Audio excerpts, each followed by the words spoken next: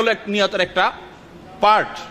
নিয়তের দ্বিতীয় পার্ট হলো তাময়িজুল ইবাদাতি আনিল ইবাদাত, ইবাদতকে অন্য ইবাদত। এটা সালাত আদায় করছি, এটা যোহর আসর নয়, এটা আসর মাগরিব নয়, কোন ইবাদত এটা ফিক্স করে অন্তরে নিয়ত আনা, এটা হলো নিয়তের দ্বিতীয় পার্ট।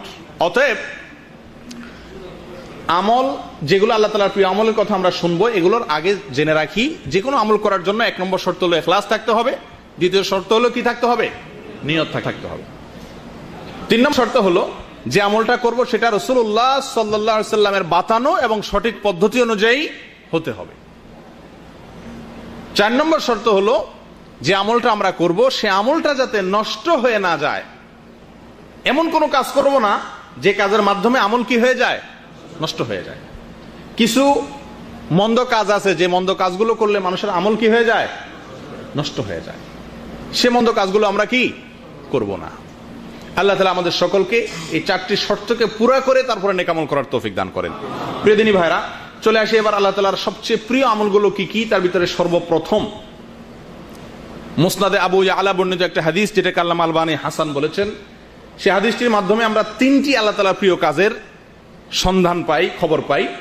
রাসূলুল্লাহ সাল্লাল্লাহু আলাইহি ওয়াসাল্লাম ইরশাদ করেছেন, আহাব্বুল আমালি ইলাল্লাহ ঈমানুম বিল্লাহ সুম্মা সিলাতুর রাহম সুম্মা আল আমরু বিল মা'রুফ ওয়ান নাহয়ু আনিল মুনকার। অর্থাৎ আল্লাহ তাআলার কাছে সবচেয়ে প্রিয় আমল হলো তাওহীদ, আল্লাহর প্রতি ঈমান আনা। সবচেয়ে প্রিয় আমল কি ভাই? আল্লাহর প্রতি ঈমান আনা। দ্বিতীয় প্রিয় আমল হলো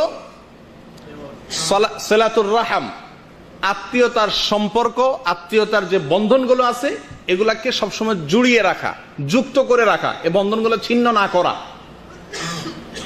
তিন নম্বর আমল হলো আল আমরু বিল মা'রুফ ওয়ান নাহয়ু আনিল মুনকার, ভালো কাজের নির্দেশ করা আর মন্দ কাজ থেকে বেঁচে থাকা। এই হাদিস থেকে আমরা তিনটি আল্লাহ তাআলার প্রিয় কাজ পেলাম। ঈমান আল্লাহ তাআলার সবচেয়ে প্রিয় কাজ, ঈমানের চাইতে প্রিয় কোনো কাজ আল্লাহর কাছে নাই।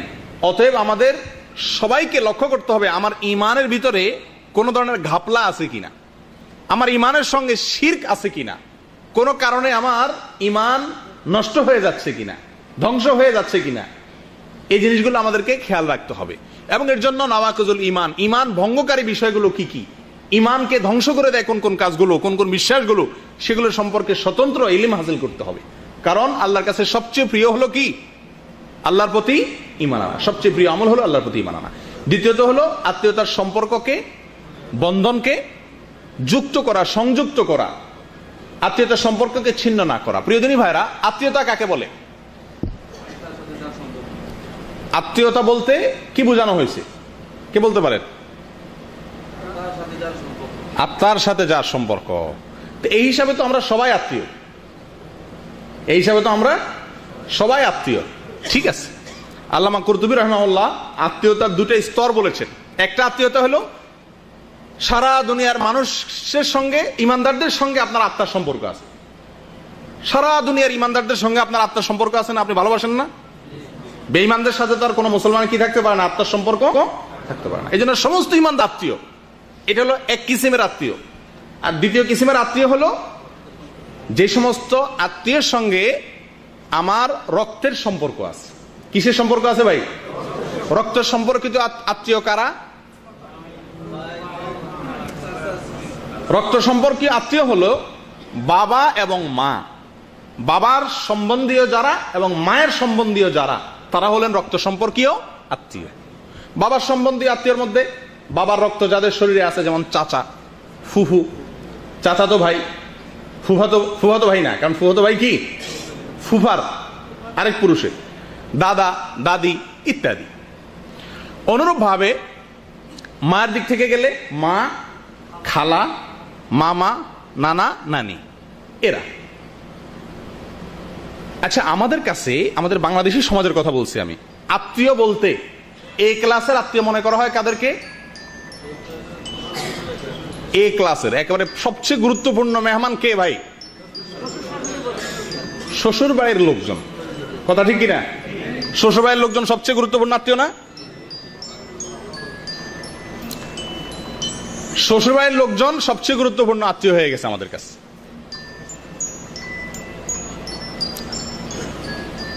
তো এরা কি আত্মীয়তার যে দুইটা সংজ্ঞা বলা হয়েছে এর ভিতরে পড়ে? আত্মীয়, ওইটাকে আত্মীয় বলা হয়। সেহরি সম্পর্কে আত্মীয় বলা হয় ফেকার ভাষায়, অর্থাৎ এটা মূল আত্মীয় না। স্ত্রীর সঙ্গে যতদিন সম্পর্ক আছে ততদিনের জন্য একটা সাময়িক আত্মীয়, যতদিন সম্পর্ক আছে ততদিন। এটা স্থায়ী কোনো আত্মীয় না, আত্মীয়তার লিস্টের ভিতরে পড়েই না। আর ওটা হলো আমাদের কাছে সবচেয়ে গুরুত্বপূর্ণ আত্মীয়। অনেক এলাকাতে কুটুম বলে, কুটুম, শালা এবং শালিরে কি বলে বলে না আপনাদের অনেক এলাকাতে? কুটুম শব্দের অর্থ জানেন আপনারা অনেকে? ভাই, কুটুম মানে কি? কুটুম শব্দটা বাংলা, এর অর্থ কি? অতিথি, মেহমান। মানে মেহমান বলতেই বোঝানো হয় কাকে? আপনি অন্য কোনো মানুষকে কুটুম বলা হয় না। অনেক এলাকাতেই আছে কুটুম আসছে বা কুটুম বাড়ি গেছি, এই কুটুম বলতে বোঝানো হয় সাধারণত শালা শালিকে, যারা আত্মীয়তার লিস্টে থার্ড কয় ক্লাসে, বাপের গোষ্ঠী মায়ের গোষ্ঠী, এরপরে যায় থার্ড ক্লাসে যায়। থার্ড ক্লাসের আত্মীয় হলো আমাদের কাছে কি ফার্স্ট ক্লাসে। আরেকটা জিনিস হলো ফার্স্ট ক্লাসের আত্মীয় হলো বাবার গোষ্ঠী। আপনারা বেশিরভাগ মানুষ আমার সাথে একমত হবেন, আমাদের সমাজে দুঃখজনক ভাবে বেশিরভাগ ইমানদারেরা আমাদের বাবার গোষ্ঠীর সাথে সম্পর্ক ততটা ভালো থাকে না যতটা মায়ের গোষ্ঠীর সাথে সম্পর্ক ভালো থাকে। কথা ঠিক না ভাই? ঠিক। চাচাতো ভাইয়ের সাথে সম্পর্ক বেশি ভালো থাকে না মামাতো ভাইয়ের সাথে থাকে? খালাতো ভাই মামাতো ভাই এদের সাথে সম্পর্ক বেশি ভালো থাকে নাকি ফুফাতো চাচাতো ভাইয়ের সাথে সম্পর্ক ভালো থাকে? কি বলেন? ফুফাতো এবং চাচাতো এই ভাইগুলোর সাথে যত সম্পর্ক থাকে তার চাইতে বেশি ঘনিষ্ঠ সম্পর্ক থাকে কিসের সাথে? মামাতো ভাইরে ঠিকই ফোন দেন, খালাতো ভাইরে ফোন দেন, কিন্তু ফুফাতো ভাইয়ের খোঁজ খবর নেওয়া হয় না। এটাই বেশিরভাগ লোকের অবস্থা। চাচা এবং ফুফু এদের সঙ্গে ততটা আন্তরিকতা আমাদের নাই যতটা আন্তরিকতা মামু অথবা খালার সঙ্গে আছে। এটা শরীয়তে আত্মীয়তার যে সিরিয়াল দিচ্ছেন এই সিরিয়ালের গুরুত্ব না বোঝার কারণে হয়েছে। আমাদের এ ক্লাসের আত্মীয় হলেন আমাদের বাবা মা, এবং এরপরে দ্বিতীয়ত হলেন বাবার যে রক্ত সম্পর্কে যারা আছেন চাচা। বেশিরভাগ লোক চাচা চাচাতো ভাইয়ের সাথে সম্পর্কই নাই। কথা ঠিক কি ঠিক? এখানে খুঁজলে বহু লোক পাওয়া যাবে যে আমাদের চাচাতো ভাইয়ের সাথে আমাদের কোনো কথা নাই, আইল ঠেলা ঠেলি। আর চাচার জন্য হাদিয়া তোফা নেওয়া এটা আমরা জানিই না। ফুফু ওই বেচারিরে বিয়ে দিয়ে দিছে, বছরে 2 বছরে 10 বছরে একবার যাওয়াও কঠিন হয়ে পড়ে, ফোন পর্যন্ত করা হয় না। এটা রীতিমতো একটি হারাম কাজ। যদি সম্পর্ক ছিন্নের পর্যায়ে চলে যায় কবিরা গুনাহ। জেনে রাখবেন কোরআনে কারিমে আল্লাহ সুবহানাহু ওয়া তাআলা যেই অপরাধের শাস্তি হিসেবে ইরশাদ করেছেন যে আল্লাহ তাআলা আমাদেরকে অন্ধ করে দিবেন, বধির করে দিবেন, সে অপরাধটি হলো আত্মীয়তার সম্পর্ক ছিন্ন করা। রাসূলুল্লাহ সাল্লাল্লাহু আলাইহি সাল্লাম বলেছেন লাআনাল্লাহু কাতিআর রাহিম, আত্মীয়তার সম্পর্ক যারা ছিন্ন করে তাদের প্রতি আল্লাহর গজব নাজিল হয়, আল্লাহর লানত নাজিল হয়। আপনি এখানে ওয়াজ শুনে কি লাভ হবে? আল্লাহর গজব নাজিল হওয়ার কাজ করে আছেন, ওয়াজ শুনে কোনো ফায়দা হবে না। অন্য হাদিসে আসছে রাসূলুল্লাহ সাল্লাল্লাহু আলাইহি সাল্লাম ইরশাদ করেছেন যে ব্যক্তি আত্মীয়তার সম্পর্ক ছিন্ন করে সে জান্নাতে প্রবেশ করবে না। ছিন্ন করলে এখানে একটু বুঝতে হবে, যোগাযোগ না করা এক জিনিস, ছিন্ন করা আরেক জিনিস। ছিন্ন করা বলতে যে কোনো কারণে, যত যুক্তিসঙ্গত কারণই থাকুক না কেন, চাচাতো ভাইয়ের সাথে আমার কোনো যোগাযোগ নেই, ছিন্ন করে ফেলছি, চিনি না তোরে, চাচাকে চিনি না, মাকে চিনি না, বাবাকে চিনি না, সম্পর্ক ছিন্ন করে ফেললাম। এই অবস্থা যদি আমার মৃত্যু এসে যায়, আল্লাহ না করেন, আমি যদি এটাকে পুনরায় জোড়া দেওয়ার আগে আমি দুনিয়া থেকে চলে যাই, তো জাহান্নামী হিসাবে দুনিয়া থেকে যেতে হবে। আল্লাহ তাআলা আমাদেরকে হেফাজত করেন। তাহলে আত্মীয়তার সম্পর্ক জোড়া দেব তো ইনশাআল্লাহ। যারা এই প্রবাসে থাকার কারণে, নানা কারণে, সম্পদের কারণে হোক, জমি জমার কারণে হোক, আত্মীয়ের লিস্টে যাদের নাম আছে তাদের সঙ্গে আমাদের সম্পর্ক নষ্ট হয়ে গেছে, তারা সম্পর্কগুলোকে পুনঃস্থাপন করবো ইনশাআল্লাহ। করবো তো? আজকেই তওবা করে নেন যে এই হারাম কাজ নিয়ে আমি দুনিয়া থেকে যাব না, এই হারাম কাজ থেকে আমি ফিরে আসব।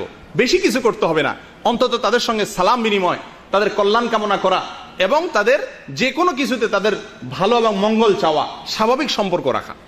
যদি খুব বেশি মাখামাখি করতে গেলে অসুবিধা হয়, দরকার নেই মাখামাখি করার, স্বাভাবিক সম্পর্কটা অন্তত রাখতে হবে।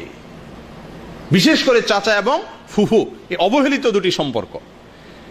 বিদেশ থেকে যাওয়ার সময় আপনারা প্রত্যেকেই কম বেশ শালা শালিরে ফোন করে ঠিকই জিজ্ঞান কি আনবো তোমার জন্য, ঠিক না? ছোট ভাই বোনদেরকে কয়জন জিজ্ঞাসা করেন? এর মাত্রা খুবই কম।